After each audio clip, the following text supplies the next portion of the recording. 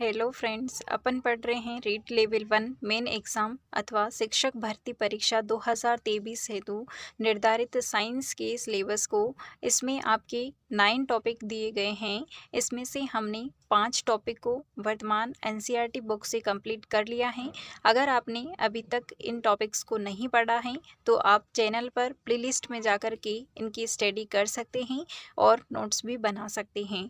Notes के लिए आप study with Ranu Telegram channel को ज्वाइन कर सकते हैं, जहां आपको पीडीएफ फॉर्मेट के अंदर ये नोट्स उपलब्ध हो जाएंगे। अभी तक अपन ने 5 टॉपिक यानी कि बल तथा गति के नियम तक कंप्लीट कर लिया है। अभी अपना प्रकाश वाला चैप्टर टॉपिक नंबर 6 चल रहा है, जिसके अंदर हमने पिछले वीडियो के अंदर 6th क्लास में से जो भी इम्पोर्टेंट फैक्ट थे वो अपन ने देख लिए हैं। आज की वीडियो में हम 7th क्लास की जो एनसीईआरटी बुक है उसमें जो इम्पोर्टेंट पॉइंट्स दिए गए हैं प्रकाश के बारे में, उनको हम पढ़ेंगे। तो चलिए फ्रेंड्स, शुरू करते हैं अपनी आज की क्लास। देखिए फ्रेंड्स, 7th क्लास के अंदर जो प्रकाश वाला चैप्टर दे रखा है उसके अंदर जो इम्पोर्टेंट लाइंस है वो अपन यहाँ पे देखेंगे। तो शुरू करते हैं अपना आज का टॉपिक प्रकाश। ये है 7th क्लास की एनसीईआरटी बुक से। प्रकाश विद्युत चुम्बकीय अनुप्रस्थ तरंगे होती है। किस प्रकार की तरंगे होती है? विद्युत चुम्बकीय अनुप्रस्थ प्रकार की तरंगे होती है और ये सरल रेखा के अनुदिश या सरल रेखा में गमन करती हैं। यह है सरल रेखा के अनुदिश या सरल रेखा में गमन करती हैं।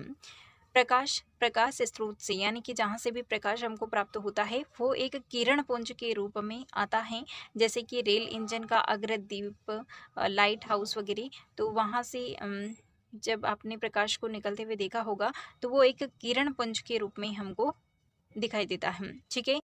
नेक्स्ट है प्रकाश का परावर्तन। प्रकाश का किसी भी सतह से टकरा करके पुनः लौटना परावर्तन कहलाता है।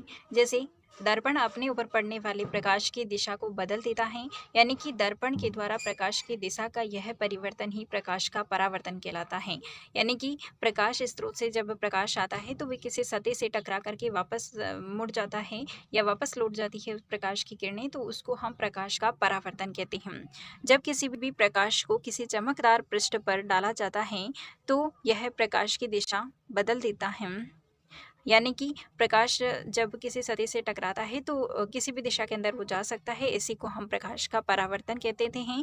जैसे कि चमकदार पृष्ठ, जैसे कि स्टेनलेस स्टील हो सकती है, उसकी चमकदार पृष्ठ हो सकती है, या कोई भी चमकदार चम्मच वगैरह जो, यानी कि कोई भी चमकदार पृष्ठ उसके अंदर हो सकती है, जिससे ये प्रकाश टकरा करके वापस लौट जाता है। जैसे कि जल जो होता है उसका पृष्ठ भी दर्पण की तरह ही कार्य करता है। वस्तुओं को हम तभी देख सकते हैं जब प्रकाश उनसे परावर्तित होकर के हमारी आंखों तक पहुंचता है।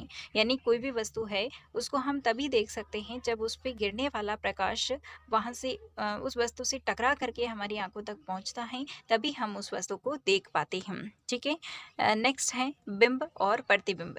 दो शब्द जो बार बार आएंगे इस चैप्टर के अंदर, एक है बिंब और एक प्रतिबिंब। बिंब तो क्या होता है कि जिस भी वस्तु को हम दर्पण के सामने रखते हैं, यानी कि प्रतिबिंब प्राप्त करने के लिए हम जिस भी वस्तु को दर्पण के सामने रखते हैं वो बिंब कहलाती हैं। और दर्पण के सामने रखी गई जो वस्तु होती है वो जब दर्पण के अंदर दर्पण के पीछे रखी हुई प्रतीत होती है तो उसे हम प्रतिबिंब कहते हैं। जैसे यहाँ पे ये दर्पण है, दर्पण के आगे हमने किसी वस्तु को रखा है तो वो जिस वस्तु को हम रखते हैं सामने वो तो क्या कहलाती है? बिंब। और ये जो बिंब है वो दर्पण के अंदर हमको वापस दिखाई देती है और उसके अंदर हमको ऐसे लगता है कि दर्पण के पीछे रखी हुई है, रखी हुई प्रतीत होती है, तो उसको हम प्रतिबिंब कह देते हैं। Okay friends. नेक्स्ट है कि समतल दर्पण के द्वारा बना हुआ प्रतिबिंब सीधा होता है। यानी कि अगर ये दर्पण समतल होता है तो इससे जो बनने वाला प्रतिबिंब है वो बिल्कुल सीधा दिखाई देता है और आभासी दिखाई देता है तथा बिंब के समान साइज का ही दिखाई देता है। यानी आपको पूछा जा सकता है कि समतल दर्पण के अंदर प्रतिबिंब किस प्रकार का होता है, तो आपको ध्यान में रखना है कि समतल दर्पण से सीधा प्रतिबिंब बनता है, आभासी प्रतिबिंब बनता है और बिंब के समान साइज का ही बनता है। प्रतिबिंब दर्पण के पीछे उतनी ही दूरी पर बनता है जितनी की दर्पण के सामने बिंब की दूरी होती है। यानी कि समतल दर्पण के अंदर अगर ये दर्पण समतल होता है तो बिंब और समतल दर्पण के बीच में जितनी दूरी होती है उतनी ही दूरी प्रतिबिंब और दर्पण के बीच में भी होती है। यानी कि इधर जितनी दूरी होती है या जितनी दूरी पर बिंब रखा हुआ होता है, प्रतिबिंब भी उतनी ही दूरी पर बनता है। समतल दर्पण के अंदर दर्पण द्वारा बना हुआ प्रतिबिंब में बिंब का वाम भाग प्रतिबिंब के दाएं भाग के अंदर दिखाई देता है तथा बिंब का दायां भाग बाईं ओर दिखाई देता है। जब हम दर्पण के सामने खड़े होते हैं तो हम ये देखते हैं कि हमारे सामने हमारा ही प्रतिबिंब खड़ा होता है और उसके अंदर हमको वाम भाग दाएं भाग के अंदर दिखाई देता है और दायां भाग बाएं भाग की ओर दिखाई देता है। तो यही इसके अंदर बताया हुआ है समतल दर्पण के बारे में। और समतल दर्पण के बारे में ये भी बताया हुआ है कि प्रतिबिंब जो होती है दर्पण के पीछे बनता है, जो अभी हमने देखा था कि समतल दर्पण में प्रतिबिंब दर्पण के पीछे बनता हुआ हमको दिखाई देता है या पीछे रखा हुआ प्रतीत होता है। किसी भी बिंब का प्रतिबिंब दर्पण के पीछे बनता है, बिंब के समान साइज का बनता है, सीधा बनता है और दर्पण से बिंब की दूरी दर्पण के सामने बिंब की दूरी के बराबर होती। ठीक है। और इधर है कि जो प्रतिबिंब में दायां भाग वाम भाग में दिखाई देता है और वाम भाग जो होती है वो दाएं भाग के अंदर दिखाया देता है। ठीक है। तो समतल दर्पण के अंदर ये फैक्ट बहुत इंपॉर्टेंट है फ्रेंड्स। पूछा जा सकता है कि समतल दर्पण में प्रतिबिंब किस प्रकार का बनता है। नेक्स्ट फैक्ट है कि रोगी वाहनों पर एम्बुलेंस को सीधा यानी इसी तरह से नहीं लिख करके कुछ इस तरह से लिखा जाता है।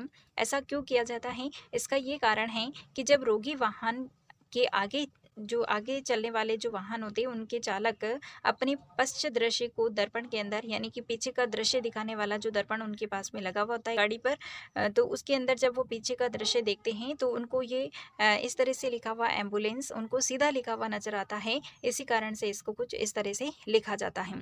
ठीक, जो वाहन होते हैं उन पे जो पीछे का दृश्य देखने के लिए जो दर्पण लगा हुआ रहता है वो उत्तल दर्पण होता है। Okay friends. नेक्स्ट है गोलीय दर्पण। गोलीय दर्पण क्या होता है कि कोई भी वक्रित चमकदार जो पृष्ठ होती है वो दर्पण की तरह कार्य कर सकती है। यानी कि कोई भी वक्रित जो पृष्ठ होती है, जैसे कि चम्मच का वक्रित चमकदार पृष्ठ, वो एक दर्पण ही है, गोलीय दर्पण की जैसे ही होता है। ओके। ये जो गोलीय दर्पण होते हैं वो दो प्रकार के होते हैं, एक अवतल दर्पण होता है और एक उत्तल दर्पण होता है। अब अपन देखते हैं अवतल दर्पण के बारे में। यदि किसी भी गोलीय दर्पण का परावर्तक पृष्ठ अवतल होता है तो उसे हम अवतल दर्पण कह देते हैं।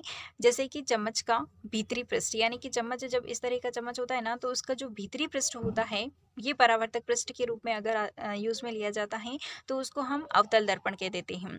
और अवतल दर्पण जो होता है आपको ध्यान में रखना है कि अंदर वाला पृष्ठ होता है। तो अब अवतल जब हम लिखते हैं तो इसके अंदर ए शब्द पहले आता है और अंदर वाला हिस्सा होता है अवतल दर्पण के रूप में चम्मच का। ठीक है। तो ऐसे ए को आपको मिलान करके ध्यान में रखना है कि अवतल दर्पण के अंदर धसा हुआ जो भाग होता है वो अवतल दर्पण के रूप में काम में आता है। और उत्तल दर्पण के अंदर क्या होता है कि यदि किसी गोलीय दर्पण का परावर्तक पृष्ठ उत्तल होता है तो उसे हम उत्तल दर्पण कह देते हैं। जैसे कि चम्मच का बाहरी पृष्ठ, यानी कि ये जो चम्मच होता है उसका अगर हम बाहरी पृष्ठ काम में लेते हैं, इस प्रकार का चम्मच होता है, बाहरी पृष्ठ को अगर दर्पण के रूप में यूज में ले रहे हैं तो इस प्रकार का जो दर्पण होता है वो उत्तल दर्पण कहलाता है। Okay friends. नेक्स्ट, इन दोनों को हम उत्तल और अवतल दर्पण को एक जो कटी हुई गेंद होती है उससे भी हम समझ सकते हैं। जब हम किसी गेंद को काटते हैं तो इस तरह का हमको हिस्सा दिखाई देता है आधी गेंद का। ठीक है। तो अंदर जो धसा हुआ भाग होता है उसको हम अवतल पृष्ठ बोलते हैं या अवतल दर्पण बोलते हैं, और जो बाहर उभरा हुआ हिस्सा होता है उसको हम उत्तल पृष्ठ बोलते हैं। ठीक। नेक्स्ट, जो कुछ पॉइंट्स दिए हुए हैं, किसी भी बिंब का समतल दर्पण के द्वारा जो प्रतिबिंब बनता है उसको हम पर्दे पर प्राप्त नहीं कर सकते हैं, इसलिए इस प्रकार का जो प्रतिबिंब होता है उसको हम आभासी प्रतिबिंब बोलते हैं। और जो प्रतिबिंब पर्दे पर प्राप्त किए जा सकते हैं उनको हम वास्तविक प्रतिबिंब कहते हैं। नेक्स्ट दे रखा है कि अवतल दर्पण द्वारा बना हुआ प्रतिबिंब साइज में बिंब से छोटा या बड़ा हो सकता है तथा प्रतिबिंब वास्तविक या आभासी भी हो सकता है। यहाँ पे कुछ इंपॉर्टेंट फैक्ट्स दिए गए हैं जो कि बहुत ही इंपॉर्टेंट है फ्रेंड्स। ज़्यादातर क्वेश्चन ऐसे ही पूछे जाते हैं कि डॉक्टर के द्वारा आंख, कान, नाक तथा गले का निरीक्षण करने के लिए कौन सा दर्पण यूज में लिया जाता है। तो आपको ध्यान में रखना है कि जो डॉक्टर होते हैं वो आंख, नाक, कान और गले का निरीक्षण करने के लिए अवतल दर्पण का उपयोग करते हैं। नेक्स्ट है दंत विशेषज्ञों के द्वारा दांतों का बड़ा प्रतिबिंब देखने के लिए किस प्रकार का दर्पण यूज में लिया जाता है, तो यहाँ पर भी अवतल दर्पण ही यूज में लेते हैं। टॉर्च, कारों तथा स्कूटरों के जो अग्रदीप होते हैं उनकी परावर्तक पृष्ठ की आकृति भी कैसी होती है, अवतल होती है। साइकिल की घंटी का चमकदार पृष्ठ यानी कि परावर्तक पृष्ठ उत्तल दर्पण की तरह कार्य करता है। ओके, यानी कि वो उभरा हुआ हिस्सा होता है, इसलिए वो उत्तल दर्पण होता है। ओके, वाहनों के पार्श्व के अंदर यानी कि जो साइड मिरर लगे हुए होते हैं जिससे पीछे का दृश्य देखा जाता है, तो वो किस प्रकार का दर्पण होता है, तो वो उत्तल दर्पण होता है। यानी ये दर्पण जो होते हैं उत्तल दर्पण अधिक क्षेत्र के दृश्य का प्रतिबिंब बना सकते हैं, यानी कि पीछे बहुत दूर तक के एरिया को कवर करके ये प्रतिबिंब उसमें दिखाता है। इसलिए हम पीछे की स्थिति को जान पाते हैं कि पीछे कोई बड़ी गाड़ी आ रही है या कोई एम्बुलेंस आ रही है, तो इस प्रकार के दृश्य को हम उत्तल दर्पण के द्वारा देखते हैं। यह चालकों को पीछे के अपेक्षाकृत अधिक क्षेत्र के वाहनों को देखने में सहायता करता है। ओके फ्रेंड्स, तो आज के ये कुछ इंपॉर्टेंट फैक्ट्स हैं। आज के वीडियो में अपन इतना ही पढ़ेंगे और 7th क्लास के अंदर लेंसों के द्वारा बने हुए प्रतिबिंब के बारे में भी बताया हुआ है। तो कल नेक्स्ट वीडियो के अंदर हम लेंसों द्वारा बने हुए प्रतिबिंब और इस चैप्टर के अंदर जो 7th क्लास में कुछ एनसीईआरटी बुक में जो इम्पोर्टेंट क्वेश्चन दिए हुए हैं वो हम नेक्स्ट वीडियो के अंदर देखेंगे। तो आज की वीडियो में इतना ही फ्रेंड्स, मिलते हैं नेक्स्ट वीडियो के अंदर। तब तक के लिए thanks for watching this video. जय हिंद, वंदे मातरम।